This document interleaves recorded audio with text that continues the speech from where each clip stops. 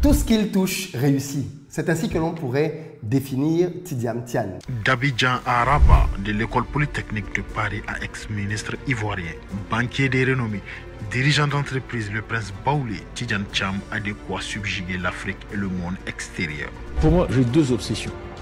La première, c'est de stopper la montée de la violence. Et la deuxième, ensuite, c'est de préparer l'avenir. La vidéo qui suit est une vidéo dans laquelle je vais vous partager 10 raisons qui expliquent son succès. Il s'agit de quelqu'un que j'apprécie beaucoup. J'ai donc pris énormément de plaisir à faire cette vidéo, à réécouter les extraits que je vais vous faire partager ici, dans lesquels il s'exprime et nous permet de comprendre sa vision. Comment a-t-il fait pour être major pendant ses études et par la suite dans sa carrière être quasiment toujours le numéro 1? On en parle dans cette vidéo.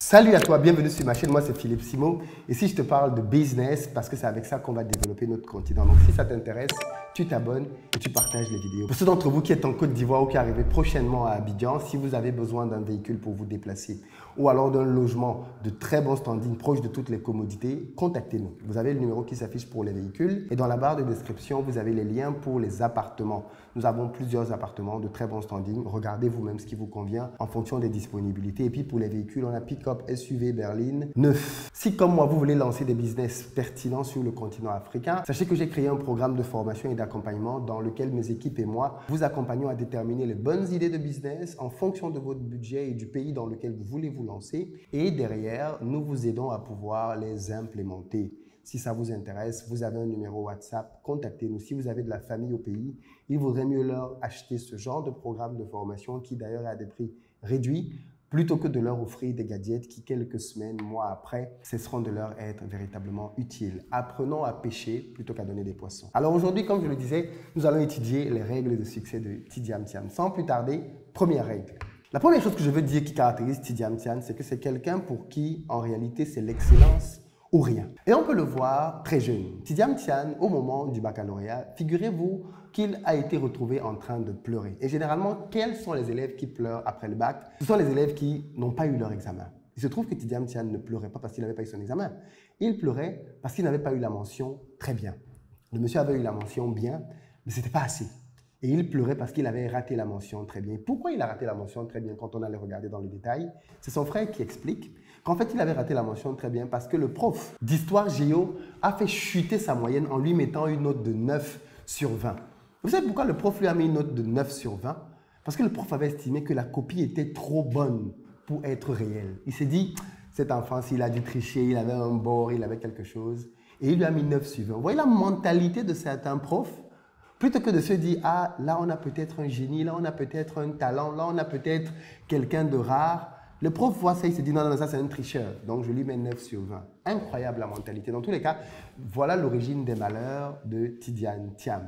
Son père, qui venait pour la deuxième fois d'être nommé ministre de l'information sous Félix Houphouët-Boigny, aurait pu intervenir pour son fils.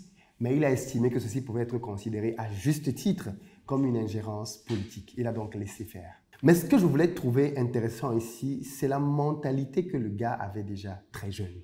La mentalité qui consiste à ne pas être satisfait d'autre chose que l'excellence. Ô combien cette mentalité est importante quand on veut réussir.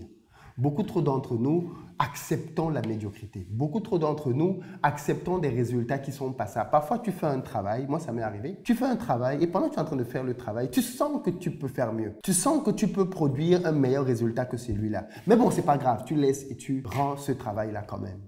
Le jour où j'ai décidé que je ne ferais plus ça, beaucoup de choses ont changé dans ma vie. Et je pense qu'on peut clairement apprendre ça de Tidiane Tian.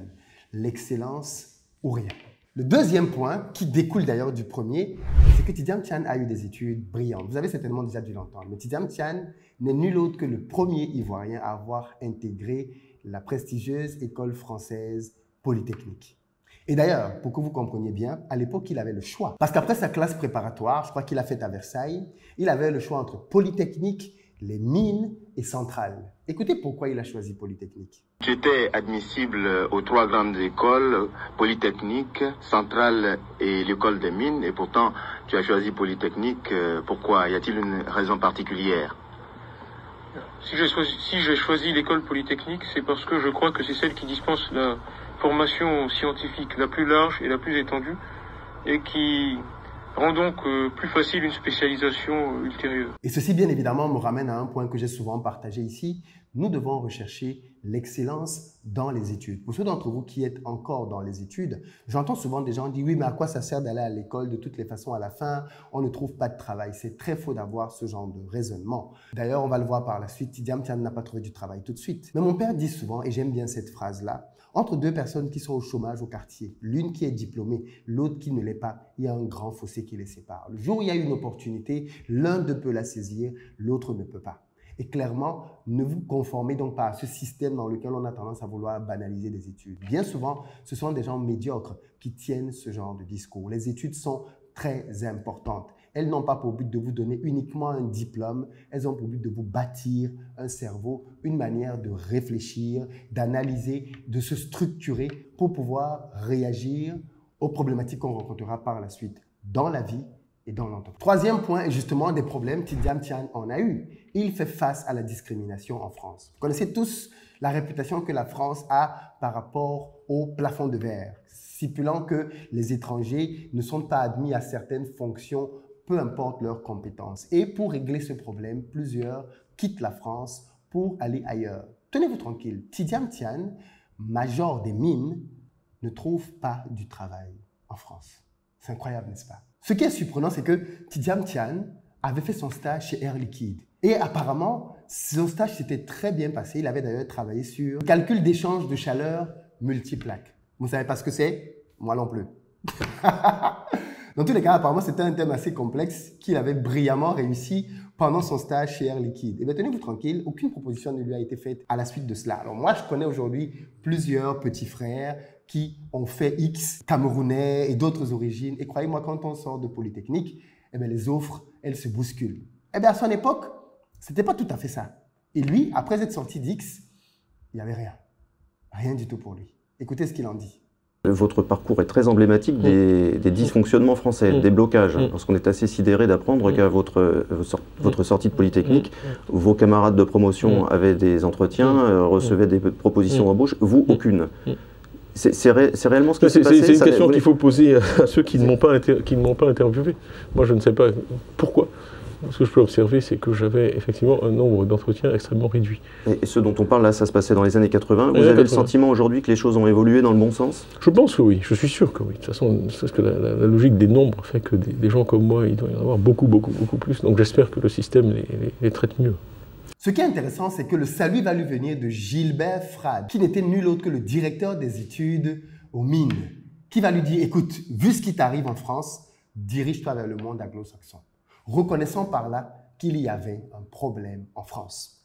Et une fois qu'il va se tourner vers le monde anglo-saxon, ça va être le début d'une aventure incroyable. Mais j'aime bien rappeler aussi aux gens qui se plaignent de la France, qui se plaignent des pays dans lesquels ils sont en disant qu'ils ne sont pas traités à leur juste valeur, en disant que leur travail n'est pas reconnu comme il se doit. Si vous avez fait ce qu'il faut pour démontrer votre talent et que là où vous êtes, il n'est pas reconnu à sa juste valeur, faites comme les autres. Barrez-vous.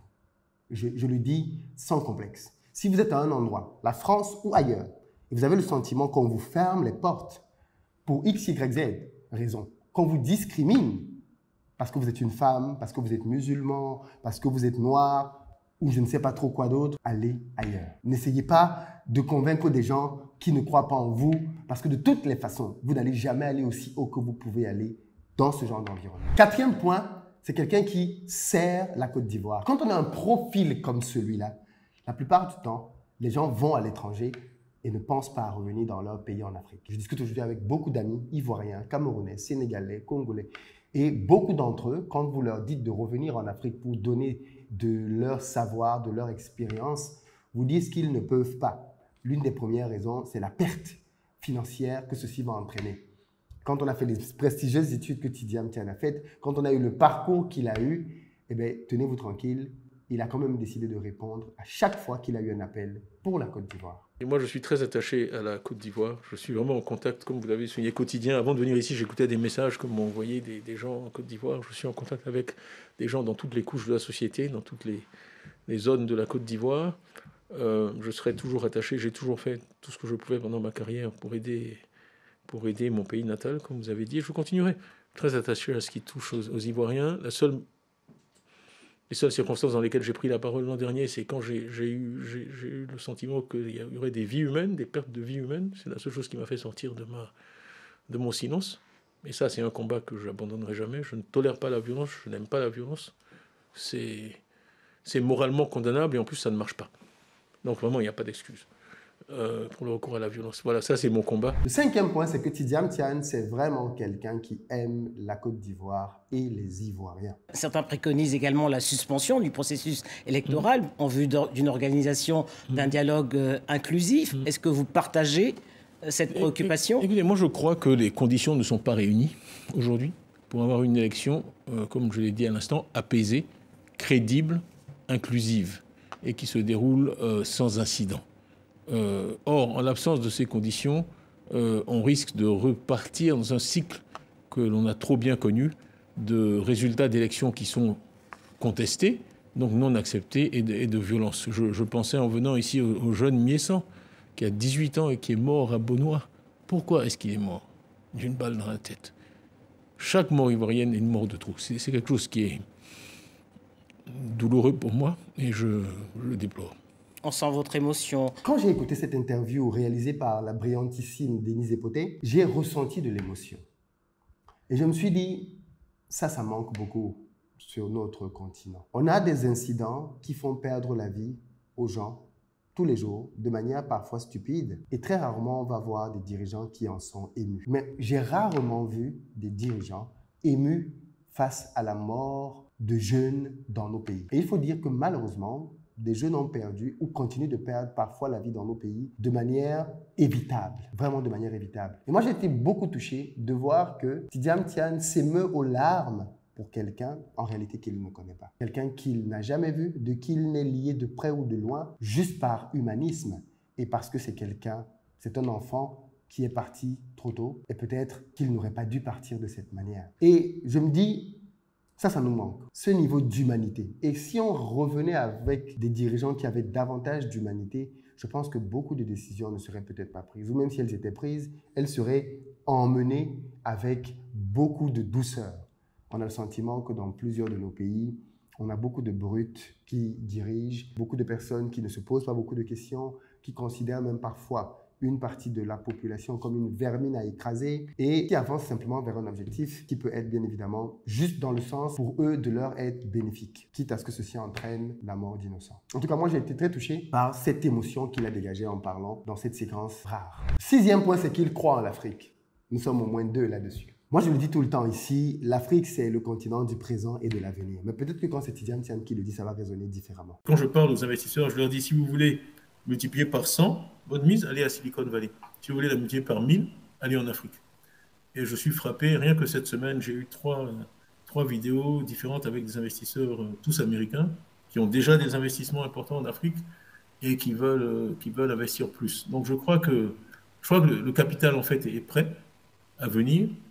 Je pense qu'il y a un problème d'intermédiation. Il faut effectivement qu'il y ait de plus en plus d'acteurs, que ce soit des entreprises conseils, que ce soit des banques d'affaires, que ce soit des consultants, qui puissent faire le lien entre la demande de capital qu'on a en Afrique et l'offre.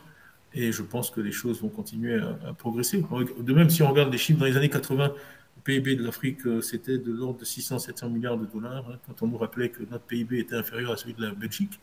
Aujourd'hui, il est de 2600 milliards de dollars, donc 5 fois plus, et il continue à croître, alors que la Belgique, elle est toujours à 700 milliards de dollars. Tout le respect que j'ai pour la Belgique. Donc, l'Amérique latine est à 4000 milliards de dollars, donc on est vraiment bien parti pour la rattraper, bon, malgré les fluctuations et la volatilité qu'on ne peut pas éviter dans des pays émergents. Vous venez vous-même de l'entendre, Tidiane Tian dit très clairement que l'endroit où il faut investir, c'est l'Afrique, les amis. Donc, si vous avez encore des doutes là-dessus, ce n'est plus moi qui le dis, c'est Tidiane Tian. Réfléchissez à comment vous pouvez vous aussi investir sur ce continent, vous investir ici parce que je crois que c'est ici que les choses sont en train de se passer. C'est ici qu'on va avoir dans les prochaines années les plus belles prouesses financières. Je crois que l'Afrique est le continent qui va générer probablement dans les prochaines années le plus de grandes fortunes à cause de toutes les opportunités qu'il y a ici. Mais si vous voulez les saisir, il faut venir les chercher. 7e point, Tidjane Thiam, c'est quelqu'un de très, très intelligent. Et j'ai pris beaucoup de plaisir à l'écouter quand il parlait de l'une des erreurs communes que nous faisons sur le rôle des banques. Les amis, les banques ne financent pas l'économie et ne financent pas la croissance. Ce n'est pas leur rôle, contrairement à ce que l'on pourrait penser. Écoutez vous-même. On a tendance, parce qu'il y a une insuffisance de capital en Afrique, à aller tout de suite vers la dette. La dette doit venir après l'equity, pas avant. Et si vous regardez... j'essaie d'expliquer à tous les gens que tout l'argent qui est dans l'économie américaine, c'est l'argent des fonds de pension. On dit BlackRock, BlackRock, il gère l'argent des fonds de pension. PIMCO, il gère l'argent des fonds de pension. Ils passent leur temps à aller voir les fonds de pension dans tous les États américains, les pompiers de l'Idaho, les machins, pour rassembler. C'est ça qui fait les trillions de dollars. Et donc, moi, j'ai regardé ça d'assez près. Silicon Valley, si vous prenez Silicon Valley, qui est quand même le moteur de la création de valeur, de la création de richesse dans l'économie américaine, c'est d'abord l'argent des fonds de pension qui finance Silicon Valley. Donc il y a vraiment une misconception.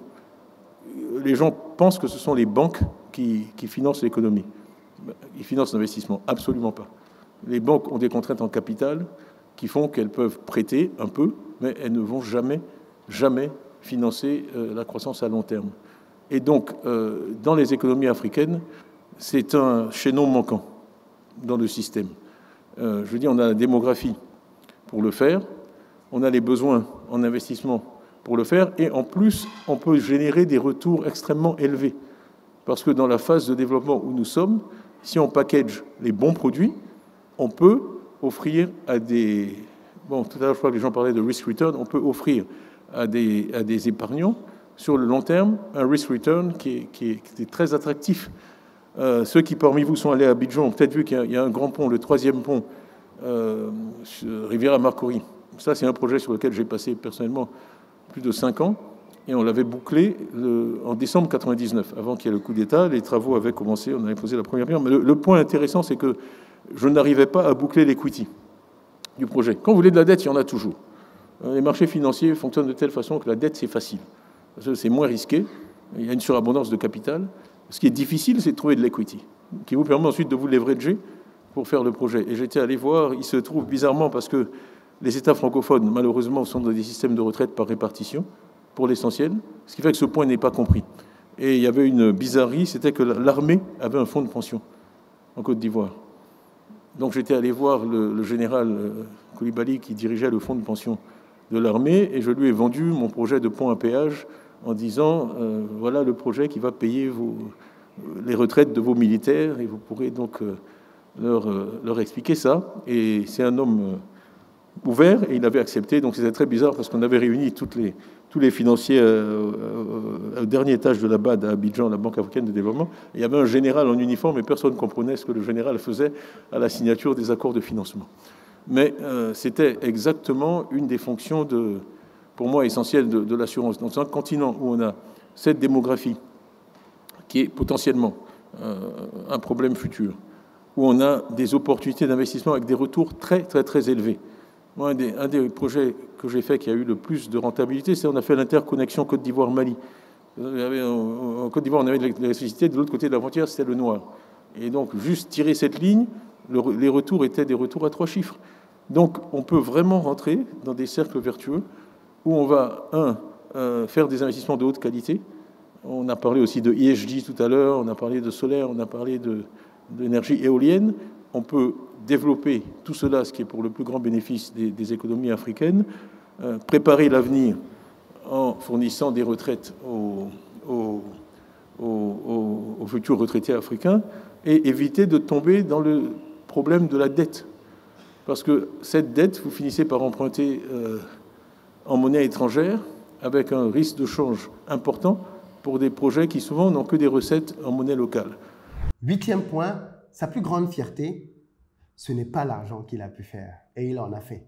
Sa plus grande fierté est totalement ailleurs. Écoutez. De votre carrière internationale, Tidjane Thiam, de McKinsey à Prudential, à Crédit Suisse, quels sont les succès dont vous êtes le plus fier? Moi, j'ai pas tendance à... Vraiment, une des choses qui me rend le plus fier, c'est d'amener des gens à faire des choses dont ils ne se croient pas capables. Toute ma vie. Des exemples Oui, pour appuyer, je pense que C'est un peu embarrassant, je ne vais pas citer de nom, mais quand j'ai nommé des directeurs ivoiriens à la DCGTX, un des plus importants, il me fuyait presque. Après, il est venu dans mon bureau et il m'a dit « Mais qu'est-ce que je vous ai fait ?» Parce qu'il avait tellement peur d'échouer qu'il considérait que c'était un geste hostile de donner cette promotion. Je lui ai dit « Je ne dirai pas son nom, monsieur Attel. Ça va aller. Moi, je suis là, je vais vous tenir. » Il a un grand succès, il est devenu un expert international, il donne des conférences maintenant jusqu'en Asie. Bon, voilà, ça me donne beaucoup, beaucoup de plaisir parce que dans mes goûts, la base de tout, c'est la confiance en soi. C'est tout. C'est le plus important capital de l'être humain. Je dis souvent que le rôle d'un parent vis-à-vis d'un enfant, c'est de l'amener à l'âge adulte avec le maximum de confiance en soi, parce que c'est ça le capital qui va lui permettre de passer à travers les écueils de la vie, etc. Donc dans toutes ces choses-là, et j'étais touché quand je suis revenu. Les agents du MNET sont venus me voir, on était tous en larmes, parce que ça faisait 20 ans. Si je peux diriger un endroit, et que je reviens plus de 20 ans après, et que les gens viennent d'eux-mêmes me voir, alors que je ne peux plus... Vous savez, on dit en islam, les prières les plus précieuses sont celles qu'on dit après votre mort. Bon, parce que vous ne pouvez plus rien faire. Les prières adressées aux défunts. Non, à Dieu, oui, en votre nom. Parce que vous ne pouvez plus rien faire pour les gens. Donc, quand vous avez été leur patron 20 ans avant, qu'est-ce que vous pouvez faire pour eux? Donc, c'est là qu'il vous montre vraiment, peut-être, l'appréciation du travail que vous avez fait. Donc, j'ai encore des messages dans mon téléphone de gens de Prudential qui m'écrivent. J'ai reçu un bon anniversaire du réceptionniste de Crédit Suisse, cette année, le 29 juillet. J'étais très touché. Aziz Taïra, monsieur le directeur, un bon anniversaire. Je suis parti il y a des années. C'est à ça que je mesure mes succès, pas aux chiffres. Je vous ai dit, il n'est de richesse que d'homme. La richesse matérielle, vous la laissez ici. Elle est éphémère, évidemment. Vous la laissez ici sur Terre. Ça, c'est la classe. Ça, c'est un grand dirigeant. Ça, c'est un grand leader. Changer la vie des gens. Il n'y a que ça à la fin qui reste. Les gens. 9e point, il ne s'accroche pas au pouvoir. Écoutez vous-même cet extrait et écoutez la réaction du journaliste. Il y a une de vos phrases qui a constitué un choc pour moi quand je l'entends dans une interview. Quand vous quittez le Crédit Suisse, vous dites que vous n'aspirez plus à être président, directeur général d'une multinationale. Pourquoi? On m'a proposé, c'est pas un secret, Unicredit, qui est la première banque italienne, m'a proposé de prendre la direction d'Unicredit après. Non, parce que je pense que dans la vie, il faut se renouveler. Moi, je suis quelqu'un qui trouve beaucoup de satisfaction dans le fait d'affronter, de relever de nouveaux défis. Et j'avais été CEO 11 ans, c'est rare, avec des résultats trimestriels tous les 3 mois. Faire ça une 3e fois, déjà j'avais hésité à le faire une 2e fois. Et donc la 3e fois, non. Et je parle beaucoup d'entrepreneurs et d'entrepreneuriat, et c'est quelque chose que je n'avais pas fait dans ma vie. Et donc je voulais vraiment un peu partir, être à mon compte, être mon propre patron et arrêter de travailler pour les autres. Vous l'avez vous-même entendu. Le journaliste dit qu'il a été choqué. Un grand journaliste qui a l'habitude de faire des reportages à des politiciens, à des entrepreneurs. Et il est choqué pourquoi? Il est choqué parce qu'il entend quelqu'un quitter le pouvoir et dire que ça ne l'intéresse plus. C'est incroyable, n'est-ce pas?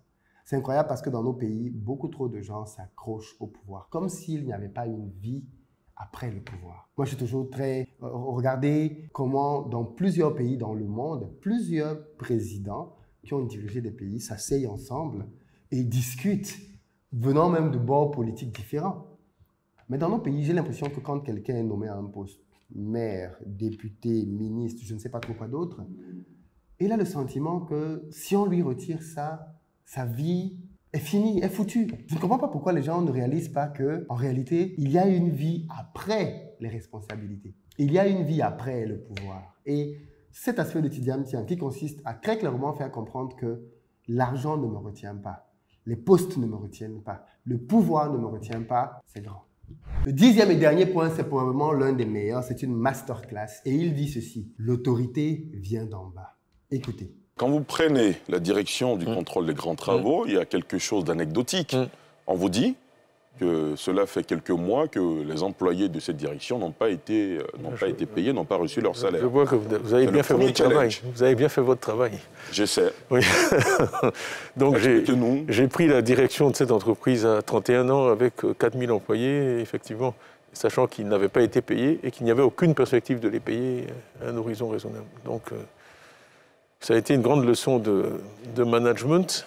Et si vous me permettez, je vais citer mon père, mais il disait toujours quelque chose qui m'a marqué, l'autorité ne s'exige pas, elle se consent. Le secret du commandement, c'est de comprendre que l'autorité vient d'en bas, pas d'en haut. Et vous ne pouvez diriger des êtres humains que s'ils consentent à être dirigés par vous. Donc votre autorité est dans l'exacte mesure du consentement qu'il vous donne à les guider. Donc il faut toujours s'évertuer à obtenir le consentement de ceux qui sont en bas, parce que c'est ça le fondement de votre autorité et le fondement du pouvoir. Sinon, vous pouvez exercer une fonction, mais sans pouvoir. Et comment vous avez réussi, vous, à avoir le consentement de ceux qui... Il y a des choses assez simples. Je pense que d'abord, il faut être honnête. Je ne leur ai pas menti. Je leur ai dit que j'arrivais, je les ai réunis sur la... D'abord, la première chose que j'ai faite, c'est que j'ai demandé à rencontrer tout le personnel. J'ai passé une journée à faire le tour des bureaux. Il y a plusieurs implantations de la DCGTX à l'époque dans Abidjan, et je suis rentré dans chaque bureau et j'ai serré la main de chaque employé. Donc à la fin de la première journée, j'avais serré la main à chaque employé de la DCGTX. C'est un objectif important. Que chacun puisse mettre un visage sur ce nom, peut-être qu'ils avaient entendu parler de moi, etc. Mais je suis là, je suis un être humain, je suis avec vous. Ça m'a permis de me rendre compte d'un tas de problèmes. Parce que quand vous passez, j'ai vu que les imprimantes ne marchaient pas. J'ai vu au garage que les voitures n'avaient pas de pneumatiques. J'ai vu que les climatiseurs étaient en panne. Si j'étais rentré dans mon bureau, dans une tour d'ivoire, en demandant aux gens de venir me voir, j'aurais mis des mois à découvrir la situation. C'est un de mes patrons qui m'a dit, quand tu prends une entreprise, il faut toujours... faire le tour. Voilà. Et c'est une recette qui a marché? Toujours. Donc je fais toujours ça. Donc je suis allé voir et ça m'a donné aussi... Bon. Et puis ça montre aux gens qu'ils sont importants pour vous. Parce que aucun dirigeant ne dit « les gens ne sont pas importants pour moi ». Tout le monde dit oui, les hommes sont ma première ressource, mais ils ne vous croient que si vos actes sont en accord avec vos comportements. Mais quand on est à la tête d'une entreprise qui emploie près de 4000 personnes, c'est quand même difficile de faire le tour de chacun. Ben je l'ai fait. J'ai fait le tour. J'ai serré beaucoup de mains et le lendemain, je les ai réunis. J'ai dit voilà, moi, je suis arrivé ici sans personne. Pas d'équipe, pas de collaborateurs, j'ai juste amené ma sacoche. Et puis, ma détermination, ma volonté. Ce que je vous dis, c'est que je serai là tous les jours avant vous et je partirai après vous. Et puis on va travailler ensemble. Mais je vais m'attacher d'abord à, je ne veux pas donner trop de longues réponses, mais à remettre la machine en route. Donc avant de vous payer, je vais vous donner les instruments du travail. Et si nous travaillons bien, le gouvernement reconnaîtra notre travail et nous paiera. Mais le préalable à être payé, c'est de produire. Parce qu'on avait une situation critique. Le ministre Lamine Fadiga, que je salue également, m'a appelé le lendemain de ma nomination, on va parler d'un projet qui s'appelait le projet Foxtrot. En fait, en 1994, les barrages étaient vides. Donc on allait vers les délestages en 1995, l'année de l'élection présidentielle. Donc la première mission qui m'a été confiée, c'est de dire il faut que tu nous construises une centrale thermique en 6 mois et on n'a pas d'argent. Donc, challenge. Voilà, c'était en avril. Donc, je vais plus vite. Bon, en juillet, on avait signé le contrat de la centrale Cyprel qui a été construite. Vous savez, on ne vous récompense jamais pour les désastres, les catastrophes évitées. Donc, en effet, c'est la nature des choses. Voilà. Donc, la centrale a été construite, tout le monde a pu dormir avec l'électricité, la climatisation en 1995. Il n'y a jamais eu de délestage. Mais ça a été vraiment mon premier... Tout le monde plaisantait parce que je disais que j'allais nommer mon premier fils Foxtrot. Parce qu'à l'époque, mon épouse était enceinte pratiquement de 9 mois et j'ai raté les 3 derniers mois de la grossesse parce que je faisais le tour du monde pour lever des financements pour la centrale. Donc ça a été important parce que ça m'a donné de la crédibilité. Et vraiment, on allait à Washington, on négociait, on n'était pas payé. Et je pense que ça nous a donné une certaine crédibilité auprès du ministre des Finances, etc. Les gens étaient bien disposés. Donc j'avais obtenu en fait un premier financement pour réparer les photocopies, réparer les véhicules, etc. Et ça, les gens appréciaient. Réparer les climatiseurs, les conditions de travail étaient meilleures. Bon, l'autre chose que j'ai faite, parce que, vous savez, quand on est en vue, on doit prendre sur soi et accepter que toutes sortes de choses soient dites. Donc, il y a toutes sortes de considérations faites sur mes rapports avec la France. Je suis arrivé à la DCGTX, il y avait 150 expatriés et 3850 employés ivoiriens. les 150 expatriés faisaient 48% de la masse salariale. À 150, la moitié des salaires. Donc, en fait, j'ai licencié tous les 150. Et je leur ai proposé, la semaine de mon arrivée, un contrat ivoirien. Il y en a 9 sur les 150 qui sont restés, 141 qui sont partis. J'ai trouvé les fonds pour payer leurs droits de licenciement et j'ai nommé des Ivoiriens à tous les postes de direction. Et donc, j'ai eu le chef de la mission de coopération française dans mon bureau qui m'a dit « Mais vous, monsieur Thiam, nous, on veut savoir si vous êtes pro-français ou anti-français. » Et je lui ai dit... À l'époque déjà? Oui, je lui ai dit « Monsieur, ni l'un ni l'autre, je suis juste pro-Côte d'Ivoire. » Que dire après ceci, si ce n'est chapeau l'artiste. Aujourd'hui, Tidjane Thiam est revenu s'installer en Côte d'Ivoire. Il a repris la direction du PDCI. Il y a l'année prochaine en Côte d'Ivoire une élection présidentielle. Va-t-il être le candidat de son parti quand on sait que dans le même parti, on a Jean-Louis Billon qui a très clairement exprimé son ambition présidentielle depuis plusieurs années aujourd'hui. C'est très intéressant l'élection qui arrive très prochainement. Et puis, du camp du président Alassane Ouattara, va-t-il lui-même se représenter? Va-t-il mettre quelqu'un d'autre? On a plusieurs prétendants qui aujourd'hui se bousculent, voulant accéder à la magistrature suprême.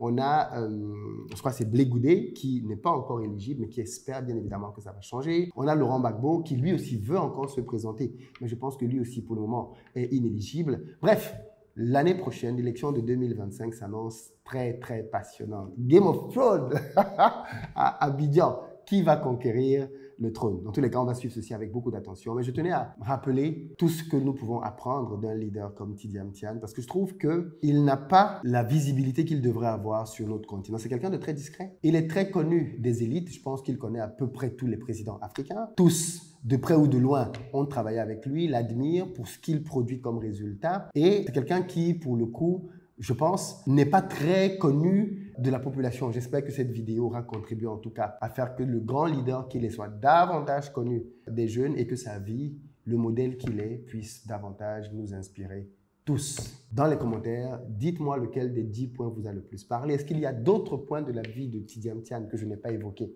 et qui vous semblent pertinents? Proposez-moi aussi dans les commentaires d'autres leaders que vous voulez que je puisse analyser, dont vous voulez connaître les secrets de réussite afin que l'on puisse en parler dans les commentaires. Je ne vous en dis pas plus les amis. Peace.